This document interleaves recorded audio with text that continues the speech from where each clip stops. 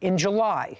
In July, it was acrimonious because at that point, he'd gotten a restraining order against me. Against you? Against me while we had the children, because I sent him a letter saying that I wanted payment, and he went and got a restraining order against me because they took that as a threat. I'd like to see the letter, please, Kevin. Herman hands a document to Kevin, who brings it to Judy. She reviews it. And this is what needs to happen moving forward. That's correct.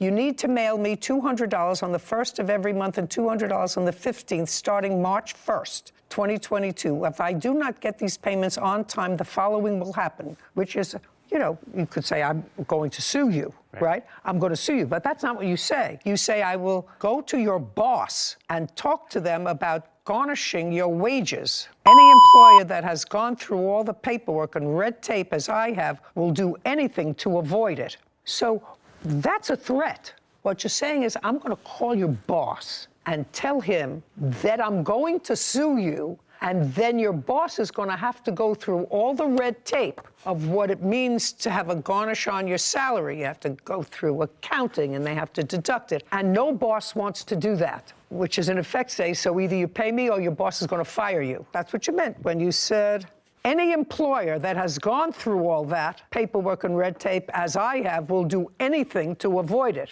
The anything is firing the employee. The only thing that you can legally fire somebody. Just a second. Whether you can legally fire them or not, that's what you were threatening. That's what that said. So we got an order of protection against you. Correct. And? Then I didn't fight it because I didn't anticipate having any conversations or contact with him. When you wrote this letter, yes, you had the boys. Yes. Right. Not before. No. Not before. And he had had the boys for some time alone. 3 months. He had had the boys for some time alone. Okay, let's go back to my original question, which was, when the boys went back to their father, was it acrimonious or harmonious?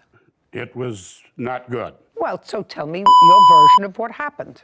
The reason it was acrimonious is because he knew very well that once we got him, we put him on a strict schedule. 8 o'clock, brush your teeth, 8:15, pajamas, 8:30, bed. Where was your daughter living at this time? With us. Yeah, just to say, if you're going to interrupt him because you want to get it out, I'm sorry. That's not going to be good for you. She had a room at our house. Just a second. So your daughter was living with you. So what you're telling me was your daughter was in the wind someplace. Accurate.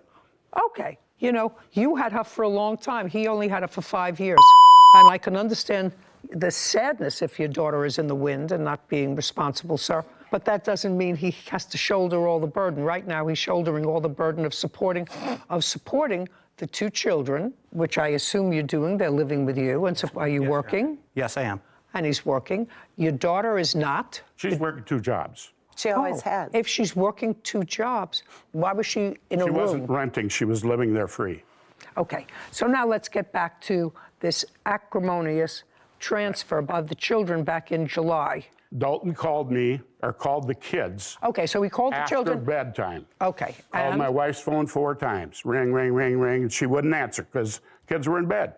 And then he called my phone twice. The second time, I have an old flip phone. I flipped it, walked in, because now I hear the boys are awake. I let him talk to the boys. And then I took the phone back, and I said some naughty things to him and hung it up. What did you say naughty things to him for?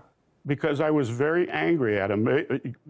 Can I use some swear words that I used when I told him? No, I assume you used some terrible words. Yeah, but I just told him, don't call me anymore. Is there any reason that you discussed with your wife why she didn't answer the phone? Because the boys were already in bed. He had done that before. You already told me that you heard the boys, so you took the phone into his room. After the phone calls, they woke up. Is what you're telling me that the first time that he tried to talk to the boys, that you or your wife didn't answer the phone? I think it probably happened once or twice prior, and then we told him, don't do it anymore. Okay, fine. And this time we were fed up. Fine.